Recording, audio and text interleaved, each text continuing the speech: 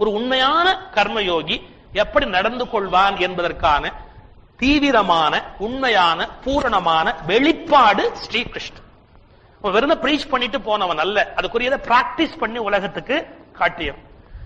இந்த உண்மையை தான் எனக்கு வேண்டும் என்பதும் எதுவும் இல்லை, நான் செய்ய வேண்டிய கட்டாயம் எதுவுமே எனக்கு இல்லடா, ஆனாலும் நான் எப்போதாவது கர்மமின்றி இருந்திருக்கிறேனோ, இந்த உலகத்தினுடைய சர்வலோகத்தினுடைய இயக்கத்துக்கும் காரணமா, ஜெகத் சிருஷ்டிக்கு காரணமா எப்போதும் ஏதான ஒரு ஆக்டிவிட்டியில தான் எண்ணிக்கை இருந்து கொண்டே இருக்கும். இந்த உண்மைகள் எல்லாம் சொல்லியதற்கு பிறகு இன்னும் அந்த கர்மயோகத்தை பற்றிய எசன்ஸ் நம்ம இனிமே டீடைல்டா ஸ்லோகமா பார்க்க முடியாது. இந்த லெவலுக்கு அப்புறம் கர்மயோகம்னா என்ன, கர்மம்ங்கிறது செயல், அதை யோகமாக்குதல் எப்படின்னா, ஒன்றை யஜ்யமாக்க வேணும்னா அதுல இருந்து அகங்காரத்தை வித்ரா பண்ணிடணும், அந்த இடத்துல யாரை வைக்கணும், பரமாத்மாவை கொண்டு வந்து வைக்கணும். சரி, இப்ப செயல் முக்கியம், நம்ம மனசுல செயல் முக்கியம்னு படுறதா பயன் முக்கியம்னு படுறதா? நம்ம எல்லாம் ரிசல்ட் ஓரியன்டட் திங்கிங். இத பண்ணினா என்ன நடக்கும்? ஒரு ஸ்கூல்ல சொல்றாங்க 100% ரிசல்ட், காப்பி அடிச்சு எழுதிருப்பேன். பல கவர்மெண்ட் ஸ்கூல்ல படிக்கிற நல்ல குழந்தைகளை சில பிரைவேட் ஸ்கூல்ல என்ன பண்ணுவா தெரியுமா, அந்தந்த ஸ்கூல்ல ஃபர்ஸ்ட் ரேங்க் வாங்குற குழந்தைகள் எல்லாரும் இங்க ஃப்ரீ வாங்கும். எப்போ? 9th ஸ்டாண்டர்ட்ல. 9th ஸ்டாண்டர்ட்ல எல்லா சைடுல இருக்கிற கவர்மெண்ட் ஸ்கூல்ல ஃபர்ஸ்ட் ரேங்க் வாங்குற பிள்ளைகளையும் தன்னுடைய மெட்ரிகுலேஷன் ஸ்கூலுக்கு பிரைவேட் ஸ்கூலுக்கு எடுத்துக்க வேண்டியது. அப்புறம் இவன் வந்து 10% ஸ்டேட் ரேங்க்ல 4, 5ன்னா அது என்னன்னா, அவர்களுடைய அங்க உழைச்ச உழைப்பை எல்லாம் அப்படியே சுரண்டி தங்கிட்ட கொண்டு வந்து நான் 10% ரிசல்ட் அப்படின்னா இது ஊரே மாத்திர வேலை இல்லையா? நீ என்ன உழைச்ச? 10% கொண்டு வரதுக்கு நீ என்ன உழைச்ச? என்னன்னா ரிசல்ட் ஓரியன்டட் திங்கிங். 10% காட்டணும்னு தான் ஆசையை ஒழிய 10% ஆகணும்னு ஆசை. 10% வெளியில காட்டணும் தான் ஆசையை ஒழிய 10% ஆகணும்னு இல்ல. அப்ப செயல் முக்கியமா ரிசல்ட் முக்கியமா? பயன் தான் எல்லாருக்கும் முக்கியமா இருக்கு. பயன் முக்கியம் நினைச்சா என்ன ஆகும்னா, கீதையினுடைய சாரமே இதுதான். பயன் முக்கியம்னு கருதினா என்ன ஆகும்னா செயல் செத்து விடும். இப்ப எப்படி, நீங்க ஒரு காரியம் பண்ணினீங்க அப்படின்னா இதுக்கு ஒரு 1000 ரூபாய் கிடைக்கும், இது பயன். இந்த காரியம் பண்ணினீங்கன்னா ஒரு இன்கிரிமெண்ட் கிடைக்கும், அது பயன். இந்த காரியம் நீங்க பண்ணினீங்கன்னா உங்களுக்கு ஒரு அவார்டு கிடைக்கும், இது பயன். இப்ப என்ன பண்றான் தெரியுமா, அவார்டு முக்கியம், பணம் முக்கியம், புகழ் முக்கியம், செயலே முக்கியம் இல்ல. எப்படின்னா, நாமளே ஒரு 100 ரூபாய் கொடுத்தா ஒரு பாராட்டு விழா நடத்துறான். வேற ஏதாவது ஒரு காரியம் பண்ணினா 1000க்கு 2000 ரூபாய் பணம் கிடைச்சு போயிடுறது. 2000 ரூபாய் பணம் வந்துடுது, 1000 ரூபாய்க்கு 2000 ரூபாய் பணம் வந்துடுது. ஒரு 100 ரூபாய் கொடுத்தா ஒரு பாராட்டு விழா நடத்தி விடுறான். அப்ப என்ன, இந்த செயலே நடக்கல, ஆனா அதுக்கான மத்த எல்லாம் இதனுடைய விளைவுகள் என்னன்னவோ அதை மட்டும் டிக் பண்ணிட்டே போயிட்டான். இது நடக்கிறதா இல்லையா? நடக்கல. ஒரு செயலே நடக்கல, ஆனா அதனுடைய விளைவுகள் பயன்கள் என்னன்னவோ அதெல்லாம் நடந்த மாதிரி. இப்ப நீங்க பாத்தீங்கன்னா எல்லா அரசாங்க புள்ளி விவரம் பாத்தீங்கன்னா இது வறுமையே இந்த நாட்டுல இல்லாத மாதிரி, பாலாரும் தேனாரும் ஓடுற மாதிரி ஒரு பிரம்மையை உண்டு போனோம், எல்லாம் அப்படியே ஆறா பொங்கி ஓடுற மாதிரி. என்ன நீங்க பேப்பர் விளம்பரம் பாருங்க, பீடு நடை போடுகிறது நாடு, ஏழ்மையிலிருந்து வெளியில் வந்து விட்டோம், எல்லாம் விளம்பரங்கள். நிஜமாவே ஏழ்மையிலிருந்து நிறைய வெளியே வந்துட்டாளா? அந்த திங்கிங் நமக்கு ரொம்ப கம்மி. எல்லாம் நடந்துட்ட மாதிரி காட்டணும், ஆனா நடக்கணுங்கிறது முக்கியம் இல்ல. ஏன்? பயன் முக்கியம், விளைவு முக்கியம், செயல் முக்கியம் இல்லை என்ற எண்ணம் தான் நம்முடைய வீழ்ச்சிக்கு காரணம். எனவே பயனில் பற்று வையாது, செயலில் பற்று வை. இதான் இது. பயனில் பற்று வையாது, செயலில் பற்று வை. பயன் வரும். ஒரு நல்ல சங்கீத வித்வான், நல்ல நான் சொல்லப்படாது, சங்கீத வித்வான், எனக்கு இந்த நல்ல நல்லன்னு வந்து விடுறது என்ன பண்றது. ஒரு சங்கீத வித்வான் எப்படியோ ஒரு சிபாஸ் பிடிச்சி, ஒரு சபா செக்ரட்டரி அப்படி இப்படி பிடிச்சிடுச்சு, அப்படியே ஒரு சபையில பாட வந்துட்டேன். கச்சேரியை ஆரம்பம் செய்தார். கச்சேரியை ஆரம்பம் செய்தார். அப்படியே எல்லா ராகங்களும் துவண்டு போயிடுது. மேலேருந்து கல்யாணி முகாரியை கட்டிட்டு அழகு, ஐயோ இவன் என்ன பாடுறானே அப்படி. அப்ப தியாக பிரம்மம் முத்துசாமி தீட்சிதரை பார்த்து கேட்கிறார், உங்க பாட்டை எப்ப ஆரம்பிக்க போறானோ தெரியல. பயப்படுறான். யாரு? மகான்கள்லாம் மேலேருந்து பயப்படுறான். இவன் அப்படி பாடுறான். ஒரு 20 நிமிஷம் கூட இன்னும் ஆகல. இதுக்கப்புறம் இவனை விட்டா சபையே க்ளோஸ் ஆயிடும்னு செக்ரட்டரி முடிவு பண்ணிட்டார். அதுக்கு அப்படி சைடுல அப்படி ஓரமா வந்து அப்படி நின்று இவர் பாட அவர் ஆட, செக்ரட்டரி இவர் கேட்க மாட்டேங்கிறார். அவர் போட்டு பாடிட்டே இருக்காரு. இந்த ராகம் எல்லாம் துண்டு துண்டா அருந்து கீழே. எவ்வளவு நேரம் செக்ரட்டரி பாப்பா நேரம் மேடைக்கு வந்துட்டார். தப்புன்னு மைக் அப்படி பிடிச்சி ஆஃப் பண்ணிட்டு, போதும், நீங்க பாடினது போதும். அவர் சொன்னார், கச்சேரிக்கு 5000 ரூபாய் ரேட், கச்சேரிக்கு 5000 ரூபாய் பேசிருக்கேன், 20 நிமிஷம் பாடியிருக்கேன், 5000 ரூபாய் என்ன? செக்ரட்டரி சொன்னார், கொடுத்து விடுறேன் பாடல், உங்களுக்கு 5000 ரூபாய் தான் முக்கியம்னா கொடுத்து விடுறேன் பாடல். அதுக்கு நம்பாள் சொன்னா பாருங்க ஒரு வார்த்தை, என்னன்னா அது பாடுறதுக்கு ரேட்டு, நிறுத்துறதுன்னா 10,000 தான்.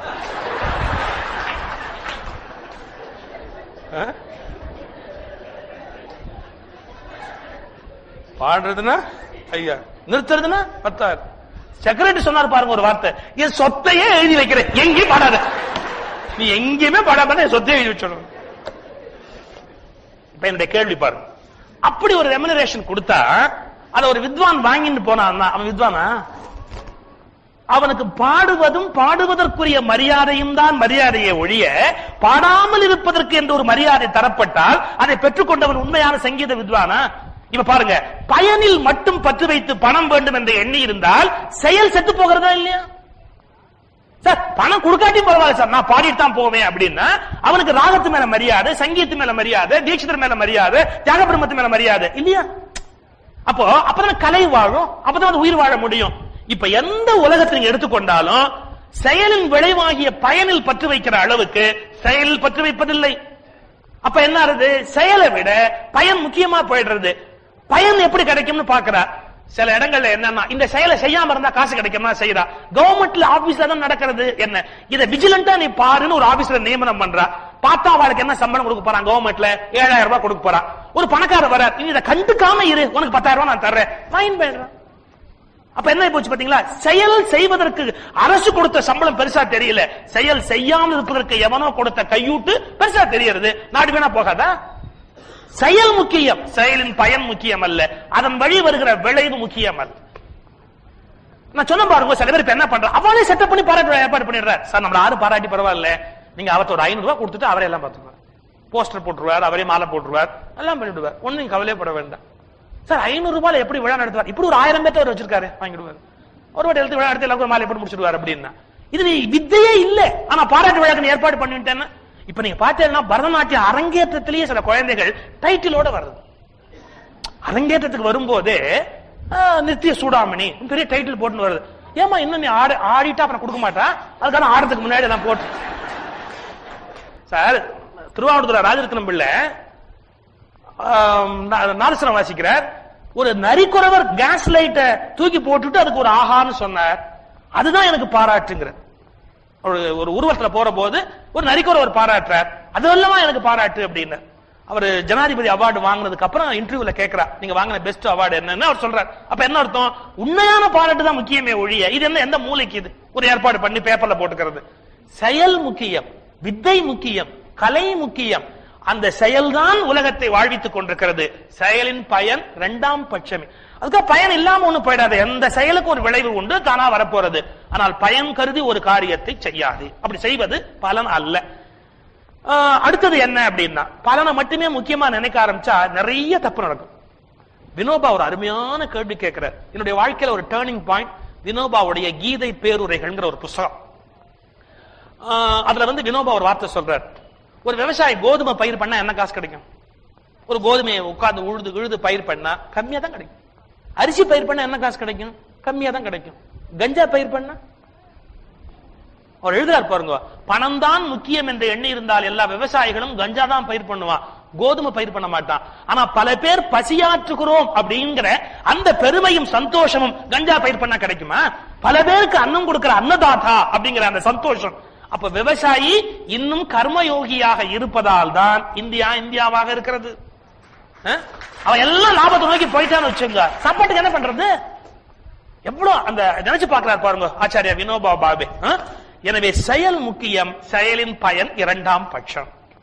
இன்னொன்னு, நீ செயலை செய்யற போது எப்படா செய்யணும் அன்னைக்கே பார்த்துட்டோம். அதெல்லாம் first you love your job, உன் செயலை நேசி, செயலினுடைய விளைவுகள்ல கவனம் செலுத்தாது. 3வது என்ன அப்படின்னா, இந்த செயல் செய்கிற போது நான் வித்ரா பண்ணிட்டா ரொம்ப சந்தோஷமாவும் ரொம்ப எளிமையாகவும் இருக்கும் அப்படிங்கிற.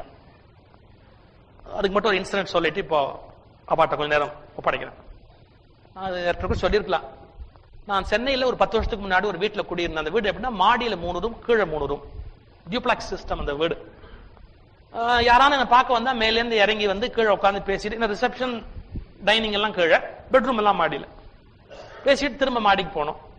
கண்ணாடி எப்பாவது மறந்து மேல வச்சுட்டு கீழே வந்துருவேன். அந்த மாதிரி சந்தர்ப்பத்தில் என்ன பண்ணணும், நமக்கு சிரமமா இருக்கும். யாராவது டேட் எல்லாம் கேட்டா, சின்ன பொண்ணு சொன்னேன், போய் மாடியில போய் அந்த கண்ணாடி எடுத்துட்டு வா அப்படின்னு. அவ அப்ப ரொம்ப சின்ன பொண்ணவ, இப்படி வந்தவ போய் கண்ணாடி எடுத்துட்டு வா அப்படின்னு உடனே, போப்பா 18 படி ஏறி, அவ்வளவு கஷ்டமா இருக்கும் அந்த படி ஏற அந்த கஷ்டத்தை அந்த வார்த்தையில சொல்ற. 18 படி ஏறி கண்ணாடி எடுத்து, கண்ணாடி 40 கிலோவா, கண்ணாடி எடுத்து என்னால முடியாது பாப்பா. சோ அது சிரமமா இருக்கு அவளுக்கு, அதை செய்யறதுக்கு சிரமமா இருக்கு, முடியாது பாப்பா போயிட்டா. நான் வந்து குழந்தைகளை அதிகமா திட்டுறது இல்லை, ஏன்னா நான் வீட்டுல இருக்கிற நாளே ரொம்ப கம்மி. அன்னைக்கும் திட்டுட்டா இன்னைக்கும் இருக்கிற, இன்னைக்கு வேற எங்கேயும் ஊருக்கு போலையான்னு கேட்டுருவா. சோ இது ரொம்ப தப்பா போயிடும் அப்படின்ட்டு ஒய்ஃப கூப்பிட்டு சொன்னேன், பாரு என்னமா இருக்கா பாரு பேசுறாரு, நீங்க சொல்லுங்களேன், ஏன் நானே எப்ப கெட்ட பேர் வாங்கிக்கணுமா, நீங்க சொல்லுங்களேன். நான் விட்டுட்டேன். நீங்க நம்ப மாட்டீங்க, பக்கத்து வீட்டுல அவருடைய ஃப்ரெண்ட் இருக்கா, கிளாஸ்மேட், போய் அப்பா அவளை கூட்டின்னு வந்தா ரெண்டும் சுட்டு மாதிரி இப்படி பறந்து மேல ஏறது, திரும்ப இப்படி கீழே இறங்குறது, திரும்பி என்ன மேல போயிட்டு திரும்பி எப்படி கீழே இறங்குறது. நானும் வெயிட் பண்ணி 18வது தடவை பிடிச்சேன். வா, எத்தனை தடவை நீ படி ஏறணும் தெரியுமோ, நீ எத்தனை தடவை படி ஏறணும் தெரியுமோ. அவ சொன்னா பாருங்க, இதெல்லாமா என்னவா, யாராவது வேலை இல்லாதவன் பண்ணிட்டு இருப்பான். நான் சொன்னேன், இந்த பேச்சு வச்சுக்காது, நீ 18 தடவை இதை ஏறி இறங்கின. நான் உங்ககிட்ட என்ன கேட்டேன், ஒரே ஒரு தடவை அப்பா கண்ணாடி எடுத்துன்னு வாங்க. பெரிய வேலையா சொன்னார், என்னால முடியாது, கண்ணாடி நான் எப்படி படி ஏறுவேன் அப்படின்னு. இப்ப 18 தடவை ஏறி இறங்கிட்டியே, எப்படி முடிஞ்சது. அவ சொன்னா பாருங்க ஒரு பதில், அப்பா நீ சொன்னது வேலைப்பா, இது விளையாட்டுப்பா. இப்ப என்னன்னா, நாமளும் வாழ்க்கையில் இருக்கிற எல்லாத்தையும் வேலை வேலை வேலைன்னு கஷ்டப்படுறோம். இந்த வாழ்க்கை ஒரு விளையாட்டு என்பதை புரிந்து கொண்டால் ஆனந்தமான காரியம் செய்ய முடியும் இல்லையா. இப்ப எது பாலன் ஆயிடுத்து, இது பெரிய வேலை, செயலத்துக்கு தலைமையில வச்சுட்டு இருக்கிறோம், சிரமமா ஃபீல் பண்றோம். இப்ப பாருங்க, விளையாட்டுல என்னன்னா, விளையாட்டுல முதல்ல ஒரு மனுஷன் தன்னை இழக்கிறான். சரி, இங்க இருந்து ஃபுட்பால் ஓடுறான், இங்க திரும்ப ஓடுறான், இங்க ஓடுறான், எவ்வளவு டயர் ஆகவே மாட்டேங்கிறான். ஏன், அவன் தன்னை இழந்துட்டான் பாருங்க, எல்லை இல்லாத ஆனந்தத்துல இருக்கிறான். இப்ப இந்த உலகமும் உலகத்தினுடைய எல்லா செயல்களையும் நாம நம்மளை வித்ரா பண்ணிவிட்டு பரமாத்மாவின் இயக்கத்தில் இருக்கிறோம் என்று இந்த எல்லையற்ற பிரபஞ்சமே இறைவனுடைய லீலா விபூதி, அதான் விளையாட்டு. அழகிலா விளையாட்டு உடையார் அவர் தலைவர், கம்பராமாயண். அழகிலா விளையாட்டு, எல்லாம் ஒரு விளையாட்டு அப்படிங்கிற மன உணர்வோட இந்த காரியத்தை பண்றச்சே என்ன ஆகிறது, செயல் நடக்கிறது, ஆனந்தமாக நடக்கிறது. மனிதன் கவலையின்றி அந்த செயலையும் இனிமையாக எளிமையாக செய்து முடிக்கிறான். உபன்யாசம் அப்படிங்கிறது பக்தியா இருக்கலாம், அல்லது பெர்ஃபார்மன்ஸா இருக்கலாம். ஒரு ஆர்டிஸ்ட் தன்னுடைய டேலண்ட்டை வெளிப்படுத்துற மாதிரி ஒரு உபன்யாசம் பண்ணிட்டு போலாம். பட் எல்லாத்த விட நம்ம அன்றாட வாழ்க்கைக்கும் பயன்படணும், நாடும் முன்னேறணும். மெட்டீரியலிஸ்டிக்கா நாடு சக்சஸ் ஆகிற போது ஸ்பிரிச்சுவலான வாழ்க்கை முறைக்கு நாம வரணும். இப்ப நான் பெரிய ஞானி ஆயிட்டேன், நான் எல்லா செல்வத்தையும் விட்டுட்டேன், ஏன்னு கேட்டான், வேற வழி இல்லைன்னா, ஒண்ணுமே வருமானம் இல்லை, நான் ஞானியா போயிட்டேன். நான் அப்படி சொல்றேன்னு நினைக்காதீங்க. பல பேர் வேற ஒண்ணுமே பண்ண முடியலன்னு சாமியார போலியா, எதுவுமே முடியல சாமியார போயிட்டேன் அப்படின்னா தப்பு.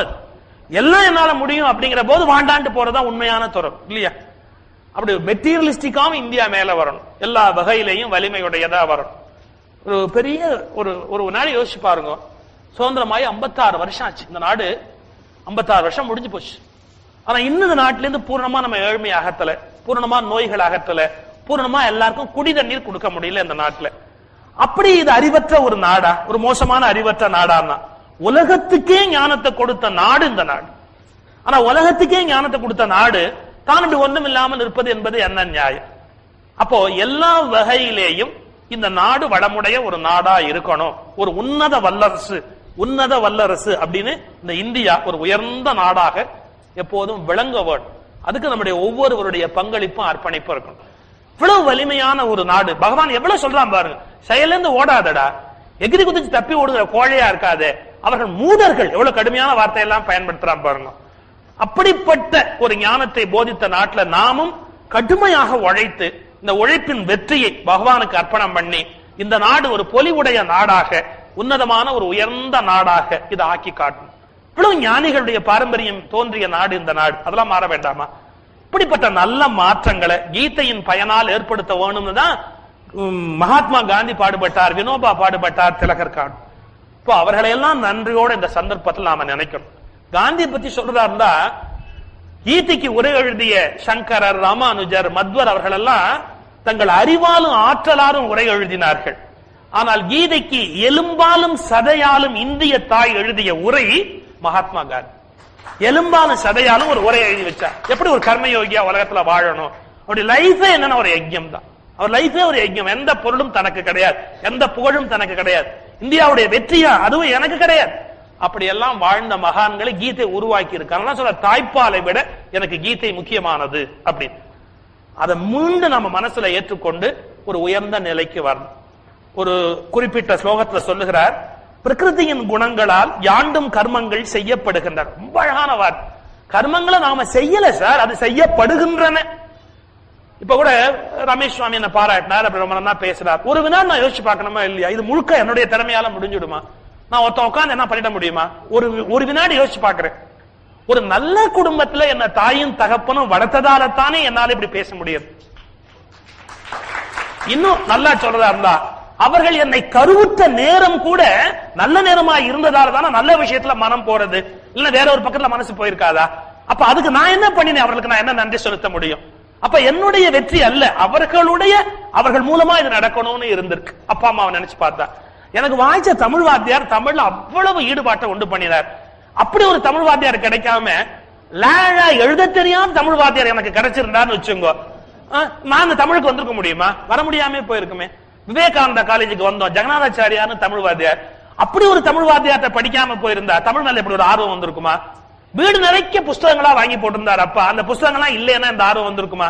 வரமாட்டேன்னு சொன்ன என்ன காதை திருகி கிருபாந்த வாரியார் பேச்சுக்கு வா, எங்க அப்பா இழுத்துன்னு போறாரு, அன்னைக்கு இழுத்துன்னு போகாம இருந்திருந்தா இவ்வளவு பேர் இன்னைக்கு இழுத்துட்டு வர முடியுமா? அப்ப என்னன்னா, இந்த சம்பவங்கள் ஏதாவது நான் திட்டமிட்டதா? இந்த சம்பவங்கள் ஏதாவது நான் வரையறுத்ததா? இல்லை. அப்ப இந்த இயற்கை ஒழுங்கில் அது வரையறுக்கப்பட்டிருக்கின்றன.